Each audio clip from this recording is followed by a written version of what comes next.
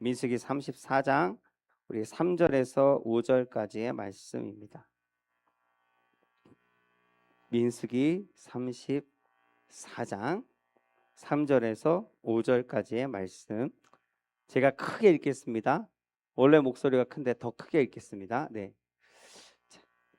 너희 남쪽은 에돔 곁에 접근한 신광야니 너희의 남쪽 경계는 동쪽으로 여매 끝에서 시작하여 돌아서 아그리밤 언덕 남쪽에 이르고 신을 지나 가데스바네아 남쪽에 신입니다.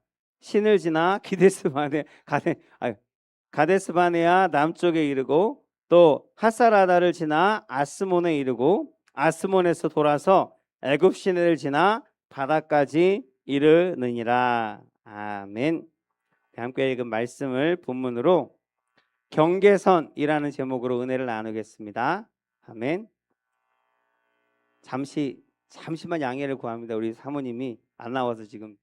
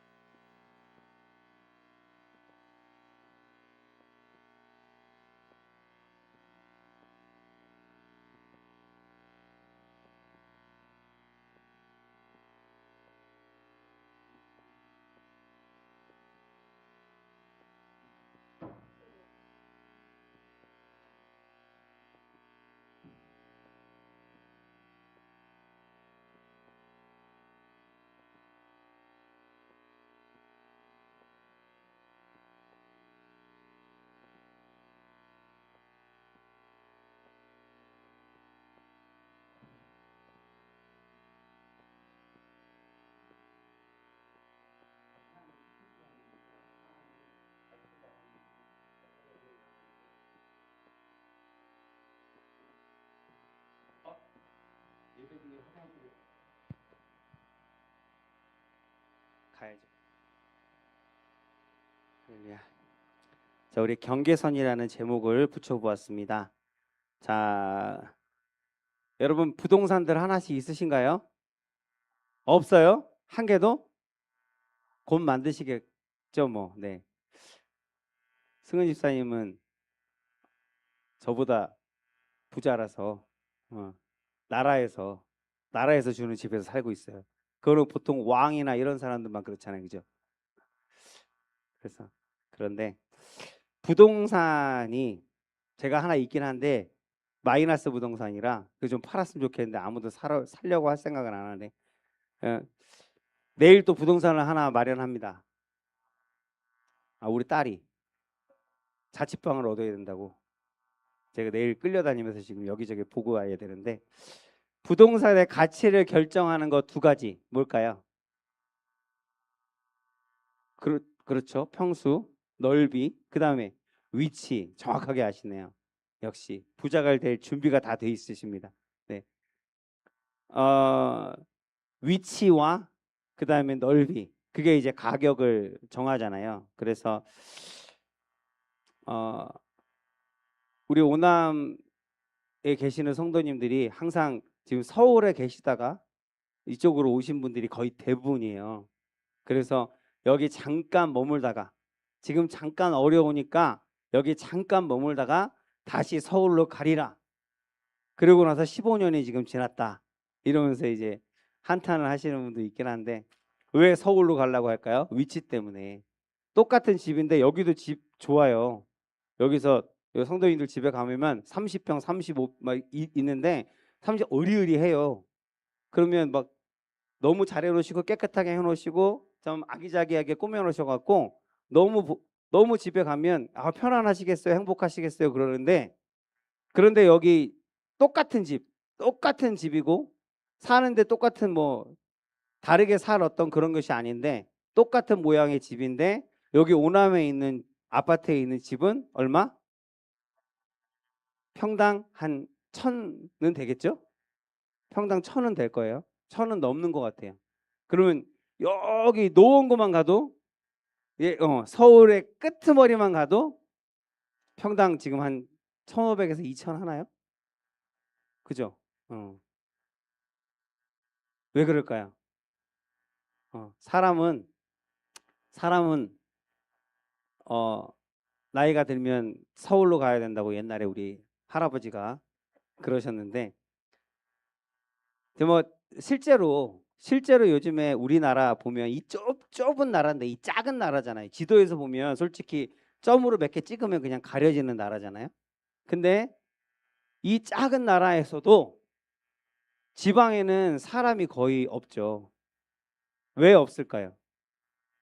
서울에 모든 기관이나 시설들이 다 몰려 있기 때문에 지방에서 살면 여기까지 와서 업무를 봐야 되고 일을 봐야 되고, 뭐 요즘에 인터넷으로 어느 정도는 본다고 해도 그래도 발품을 팔아야 되는 일들이 여전히 남아 있기 때문에 그런 지방에서 직장을 가지고 회사를 세워서 꾸려 나간다는 게 그 회사의 오너들한테도 쉬운 일이 아닌 거예요.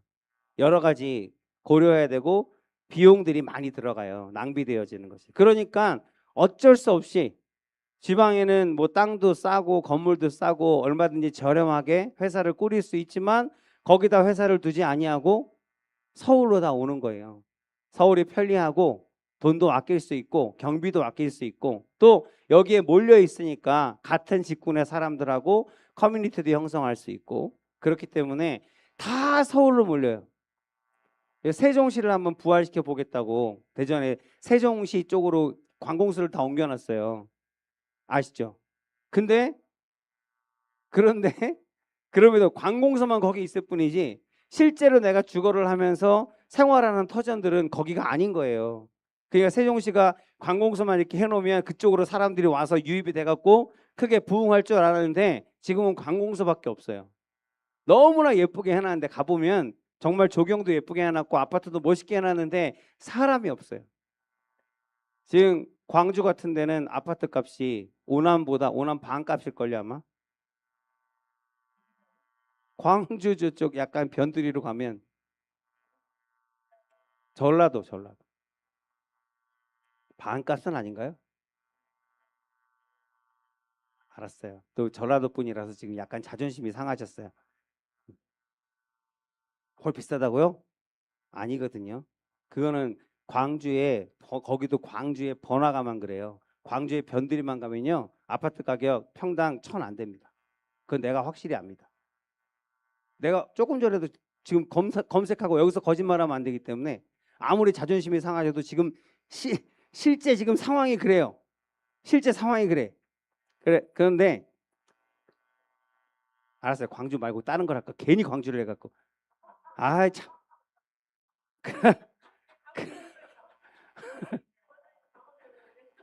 강원도는 비싸요.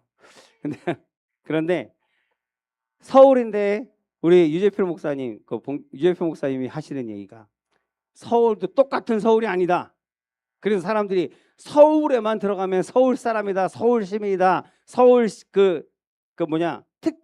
특별 시민세를 내면서 산다. 그렇게 하면서 자부심을 갖는데 서울이 똑같은 서울이 아니다.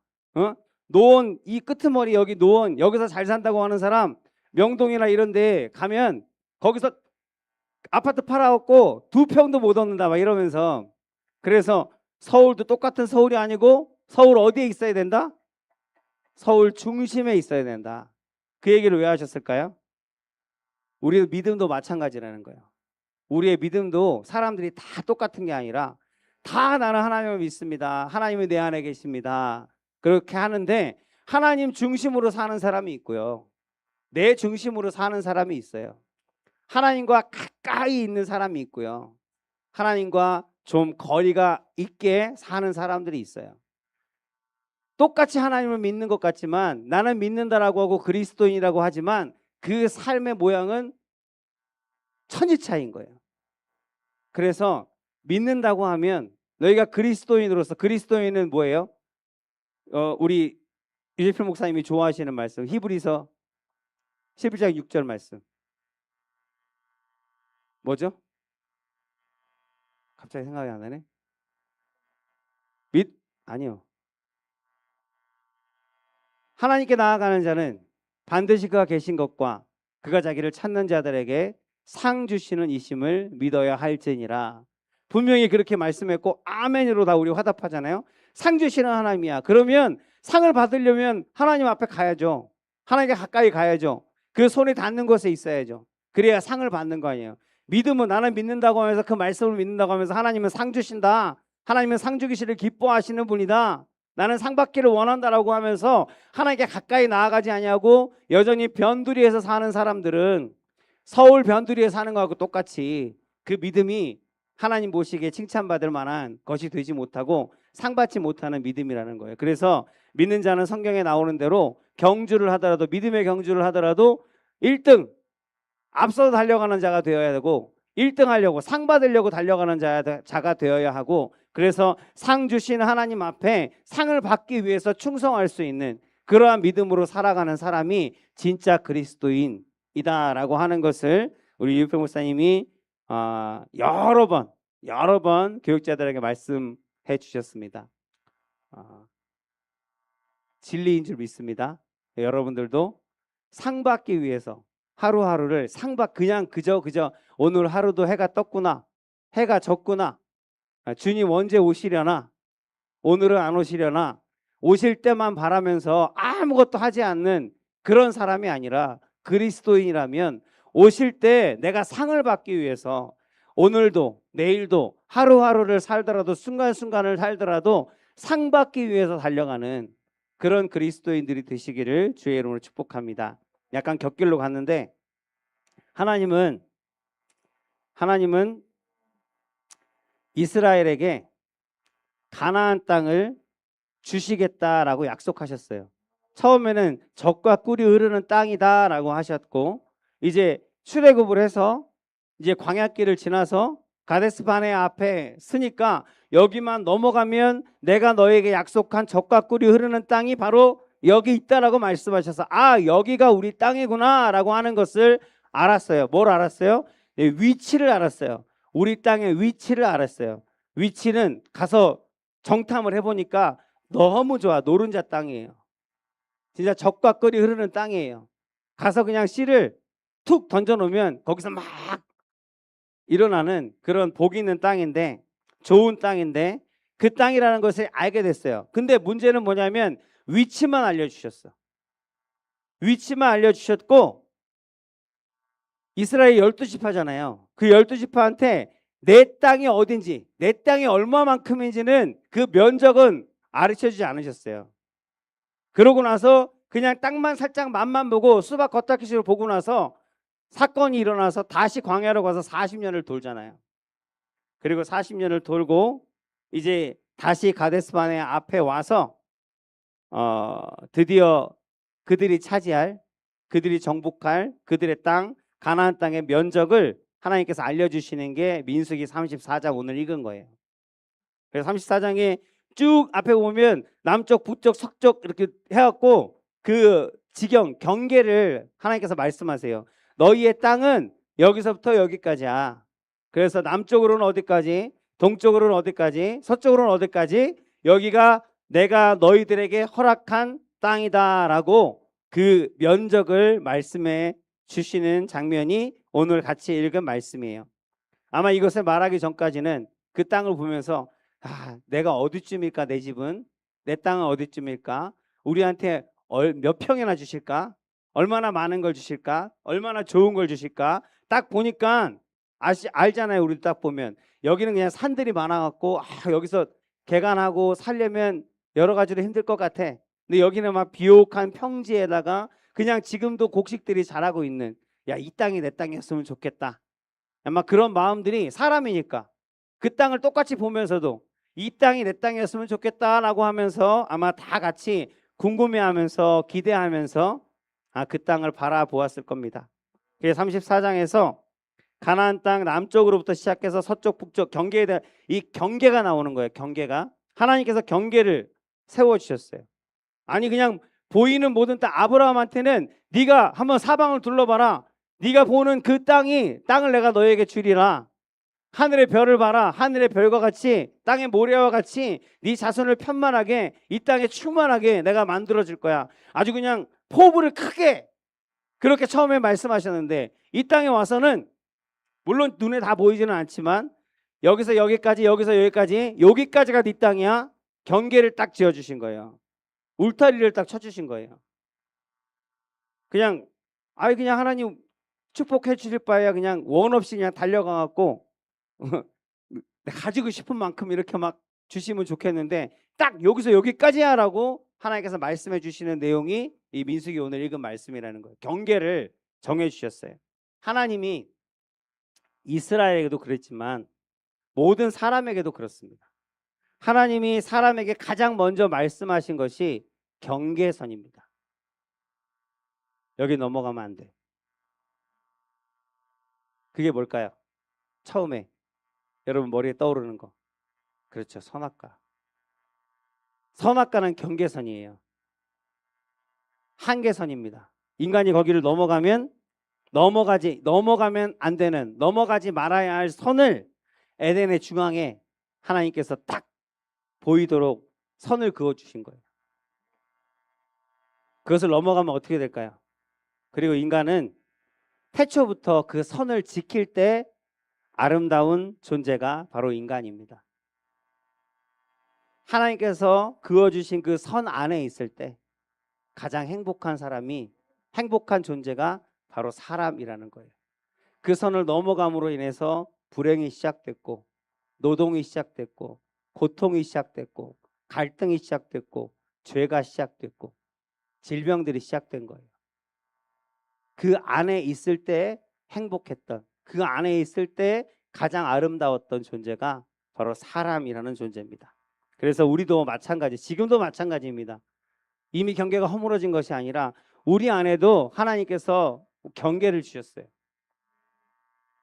하나님의 말씀 안에 있을 때, 하나님의 은혜 가운데 있을 때, 하나님의 사랑 안에 있을 때 우리는, 저와 여러분은 가장 아름답고 가장 행복하고 가장 만족스러운, 가장 힘 있는 그러한 존재가 바로 저와 여러분들인 줄로 믿습니다. 그리고 반대로 하나님이 그어놓으신 선은 넘으면 안 되는 경계선이잖아요. 그리고 또 그 선은 무엇일까요? 어떤 의미가 있을까요? 울타리를 딱 치시고 여기 넘어가면 안 돼. 반대로 얘기하면 보호하심이에요. 그 안에 우리의 욕심 가운데, 우리의 심령 가운데, 우리의 죄성 가운데 하나님께서 선을 그어주신 거예요. 우리 인간의 욕심은, 이렇게 사람은 연약하고 미약한 것 같은데 그 욕심이 커지기 시작하면 한도 끝도 없어요. 멈추질 않아요. 그 잘하는 것이 그치질 않아요. 지금 힘들어 하시는데 이런 예를 쓰면 그렇지만 암세포 같아요. 가만히 놔두면 계속 자라는 거예요. 그래서 우리 욕심 가운데 하나님께서 선을 그어주신 거예요. 그래서 욕심은, 이 선이 없으면 사람은 그냥 한없이 그 욕심대로 무한정 잡아먹고 소유하고 정복하고 짓밟고, 그래서 그러면 결국에는 자기가 잘 살게 되느냐? 아니잖아요. 우리 역사를 보면 알잖아요. 자기가 잘 살려고, 자기가 다 취하려고, 자기가 힘을 가지려고 그렇게 애썼던 그 역사 가운데 있는 사람들은 다 망했습니다. 자기 욕심대로 행했던 사람들은 다 망했습니다. 결코 좋은 소리를 듣지 못했습니다. 그래서 하나님께서는 선을, 처음에 인간을 만드시고 가장 먼저 우리에게 명령하신 것이 경계선입니다. 경계선을 넘지 마. 넘어가면 너는 죽어. 넘어가면 망해. 이 안에 있으면 내가 너를 지켜줄 거야. 내가 너와 함께 할 거야. 내가 너에게 복을 주고 복을 주어서, 그래서 범사에 잘 되고 강건하게 하나님께서 하시겠다고 약속하십니다. 근데 사단이 있잖아요. 악한 영이 있잖아요. 사단이 하는 일이 바로 그거거든요. 이 경계를 허무는 거예요. 이 경계를 흐릿하게 만드는 거예요. 경계선을. 그래서 어떻게 해요? 뱀은 어떻게 얘기해요? 야, 그 선악과 먹지 말라 그랬어? 야, 먹으면 죽는데 안 죽어. 뱀이 한번 그렇게 꼬시고 나니까 마음이 동해갖고 그 다음에 그 사람의 말이 뭘로 바뀌어요? 하나님이 아니야. 하나님께서 그거 먹으면 하나님은 뭐라고 얘기하시면 이거 먹으면 어떻게? 정령 죽을 거라고 반드시 죽을 거라고 하셨는데 하와는 어떻게 얘기해요? 죽을까 하노라. 죽을 수도 있다 하더라 라고 바뀌는 거예요. 애매하게 흐릿하게 만들어서 살짝 넘어가도 괜찮지 않을까? 이 정도는 괜찮지 않을까?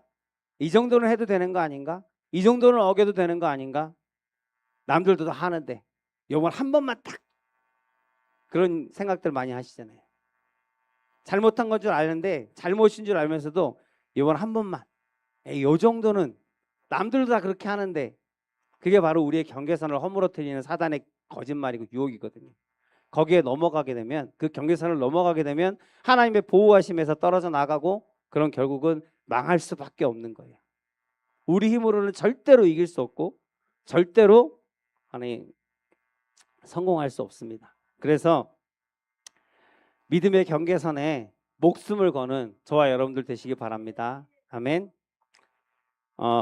제가 그 사진을 하나 올려놨었는데 이 마라토너예요. 마라토너인데요. 이분 별명이 똥싸개 마라토너예요. 그래서 저 보면 지금 옆에 밑에 뭐가 막 묻어 있지 않아요? 마라톤을 하는데 마라톤 하면 보통 막 아무리 빨리 달려도 막 3시간 이상 해야 되잖아요. 그런데 속이 너무 안 좋고 지금 막 이런 상황에서 보통 그러면 어떻게 해야 돼요? 막 나오려고 그러면 어떻게 해야 돼? 포기해야지. 화장실 가야지. 그래서 저런 모습 보여주고 싶지 않잖아요. 근데 이 마라토너가 똥싸개 마라토너로 별명을 갖고 있는데 나쁜 별명이 아니에요. 이 사람이 이렇게 속이 안 좋아서 보면서 이 상태로 그냥 끝까지 완주를 한 거예요. 그 당시에는 사람들이 보고 인상을 찌푸렸을지 모르는데 이게 화제가 돼서 사람들이 다 봤잖아요. 그리고 이 사람이 기록도 나쁘지 않았어요. 그 수백 명이 참가한 마라톤인데 거기서 21등을 했어요. 이 당시에. 배가 아픈 상태에서 설사가 나오는 상태에서 21등은 대단한 거거든요. 그래서 이 기자가 인터뷰를 한 거예요. 당신은 왜 멈추지 않고 끝까지 달렸습니까? 그랬더니 이 마라토너가 한 얘기가 지금까지도 계속 화제가 되고 있어요. 뭐냐면 이 사람이 이렇게 얘기했어요. 왜 멈추지 않았습니까? 한번 멈추면 다음에 또 멈추게 됩니다. 그래서 멈추는 것이 습관이 되어 버립니다. 그래서 나는 끝까지 달린 것입니다.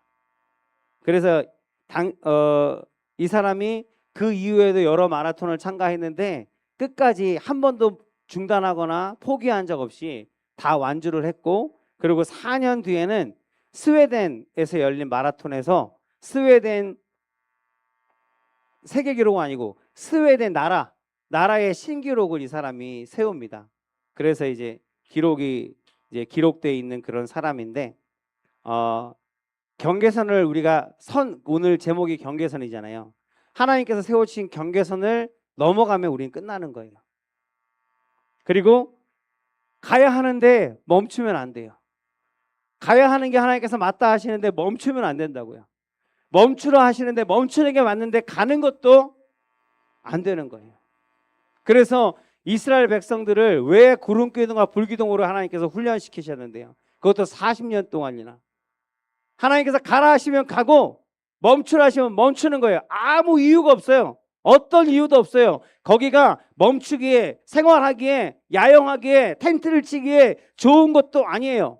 그런 거하고 전혀 상관없이 그냥 하나님이 멈추라 하시면 멈추고 가라 하면 가는 거. 심지어 멈출 때는 몇 달씩 그 자리에서 멈춰 있는 거예요.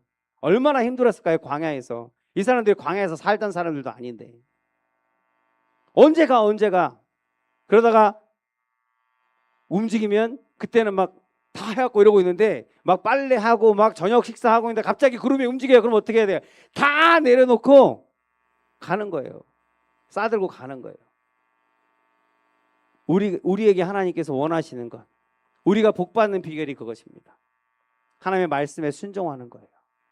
이미 하나님의 말씀은 분명하게 우리 가운데 있습니다. 이대로 이 말씀, 규례와 율법을 따라 너희가 행하면, 그 말에 순종하고 지키기만 하면, 지켜 행하기만 하면 하나님께서 복을 주되 쌓을 것이 없도록 준다 하시잖아요. 나가도 복을 받고 들어가도 복을 받고 어디 있든지 복을 받고, 하나님의 복이 내 자녀의 자녀까지 이르고 천대까지 복을 받는다. 그 복 받는 이 비결은 딱 하나예요. 그냥 하나님의 말씀 가운데 순종하기만 하면 되는 거예요. 가라 하면 가고 서라 하면 서고, 그게 복 받는 비결인데, 그래서 이스라엘 백성들이 복 받고 살게 하시려고, 이스라엘 백성들이 하나님의 보호하심 안에서, 하나님의 축복 안에서 하나님의 백성으로서 하나님 이 땅 가운데 이름을 떨치기를, 영광을 받으시기를 원해서 그들에게 그렇게 훈련을 시키신 거예요. 그럼에도 불구하고 역사는 그들의 실수와 잘못들을 기록하고 있지만, 결국에는 하나님께서는 결코 후회하심이 없는 하나님께서는 계획하신 것을 반드시 이루시는 신실하신 하나님은 또한 이스라엘 백성들을 다시 세우시고 회복하시겠다고 성경은 기록하고 있습니다. 그냥 왜 이스라엘 백성들일까? 이스라엘 백성들만 복 받는 건가? 그게 아니라 모든 사람들을 구원하기를 바라신다고 성경은 말하고 있습니다. 그 가운데 이스라엘은 하나님의 모델일 뿐이에요. 우리의 모델입니다. 하나님 나라의 백성으로서의 모델. 그 하나님의 백성을 하나님께서 어떻게 인도하시고, 어떻게 가르치시고, 어떻게 훈련하시고, 어떻게 성장시키시고, 어떻게 완성하셔서 하나님 나라의 백성 되게 하시는지, 그것을 보이시는 모델로 이스라엘을 삼으신 거예요. 그래서 이스라엘에게 하신 말씀이 우리에게 하신 말씀이고, 이스라엘에게 하신 역사가 우리에게 하는 역사입니다. 이스라엘을 인도하신 것처럼, 이스라엘을 용납하신 것처럼, 이스라엘을 용서하신 것처럼, 이스라엘을 회복하신 것처럼 저와 여러분들을 그렇게 용서하시고 사랑하시고 회복하실 것을 이스라엘을 통해서 하나님께서는 우리에게 말씀하고 계시는 줄로 믿습니다. 그래서 다시 돌아올 수 있을 것 같지만, 잠깐 넘어가면, 넘어갔다가 살짝 돌아오면 될 것 같지만, 그거는 사람의 생각이고요. 한번 넘어가면 못 돌아옵니다. 한 번이 두 번 되고, 두 번이 세 번 되고, 결국에는 돌아오지 못할 강을 건너게 되는 것입니다. 그것이 죄의 습성이에요. 하나님의 계명은 우리를 지키게 하는 경계선입니다. 여러분 잘 아는 계명, 10계명 순서대로는 못 외워도 다 외우시잖아요. 그죠? 우상을 만들지 말라 하셨어요. 그 우상에게 절하지 말라 하셨어요. 그 우상을 섬기지도 말라 하셨습니다. 부모를 공경하라 하셨어요. 살인하지 말라, 간음하지 말라, 도둑질하지 말라, 거짓말하지 말라, 내 이웃의 것을 탐하지 말라. 너무나 간단한 말씀이지만 이 말씀들이 바로 우리 삶의 경계선이 되는 거예요. 그 경계선 안에 넘어가지 아니하고 그 말씀에 순종해서 그 안에 있을 때 우리는 하나님의 보호하심 안에 있는 것입니다. 하나님의 뜻 안에 있는 거예요. 넘어가면 안 됩니다. 넘어가면 망합니다. 우리 넘어가지 맙시다. 할렐루야. 하나님은 우리의 일상에도 경계선을 그어 놓으셨습니다. 에베소서 4장 26절 제가 읽겠습니다. 분을 내어도 죄를 짓지 말며 해가 지도록 분을 품지 말라. 분에도, 화를 내는데도 선이 있대요. 그러니까 화를 내는 것도 선을 지켜서 내야 되는 거예요. 성경 말씀대로. 그래서 화를 너무 내서 어떻게 돼요? 사람들 지금 난리도 아니잖아요. 화를 참지 못해서 죽이고 깨부수고 그런 일들이 비일비재하게 일어나고 있습니다. 우리 주변에. 출애굽기 20장 8절 안식일을 기억하여 거룩하게 지키라. 안식은 뭐예요? 쉬는 거잖아요. 우리의 쉼과 우리의 휴식 좋은 것이지만 그 쉼과 휴식에도 경계선이 있는 거예요. 지켜야 할 선이 있다라고 말씀하시는 거예요. 그냥 무작정 늘어져 있는 것이 쉬는 게 아니라는 거예요. 우리를 회복하시고 우리를 참으로 쉬게 하시고 새 힘을 주시는 이는 하나님이십니다. 그 하나님 앞에서 우리가 하나님 안에서 쉴 때 참 쉼이 있고 참 회복이 있는 거예요. 그냥 아무리 늘 막 뒹굴뒹굴 며칠을 뒹굴거리는데 나중에 뒹굴거리다 허리 아파서 병원 가요. 출애굽기 19장 12절 너는 백성을 위하여 주위의 경계를 정하고 이르기를 너희는 삼가 산에 오르거나 그 경계를 침범하지 말지니 산을 침범하는 자는 반드시 죽임을 당할 것이라. 오늘 같이 읽은 말씀 민수기 말고 출애굽기에도 있는데 출애굽기 19장에도 이 19장에는 경계를 넘지 말라 하는 말씀이 5번이나 나와요.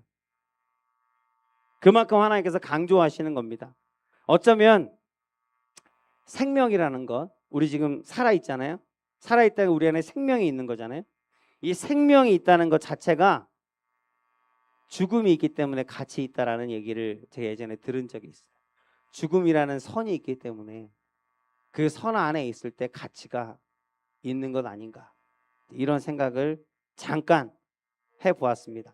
죽음이라는 선이, 이게 만약에 죽음이 없고 선이 없다고, 끝이 없다고, 뭔가 그런 게 없다라고 하면 이 삶이라는 게 가치가 있을까요? 저는 그렇게 생각해요. 꽃이 예쁜 것은 지기 때문에, 좀 있으면 질 것이기 때문에 활짝 폈을 때가 예쁘다, 정말 예쁜 거예요. 가치가 있는 거예요. 사람도 마찬가지로 마지막이 있어요. 우리의 수명이 있습니다. 정해진 수명이 있기 때문에 우리의 삶이 가치가 있는 거예요. 그 삶 가운데 무엇을 이루고 무엇을 노력해서 업적을 이루고 아니면 노력해서 이루지 못할지라도 그 노력하는 것 자체, 앞으로 나아가려고 하는 것 자체, 꿈을 꾸는 것 자체가 의미가 있고 가치가 있는 것이고 하나님께 칭찬받을 만한 것인 줄로 믿습니다. 죽음이 있다는 것은 오히려 축복일 수도 있겠어요. 그래서 자, 말씀 맺겠습니다. 자, 우리 다 같이 해주셔야 돼요. 욕심도 여기까지.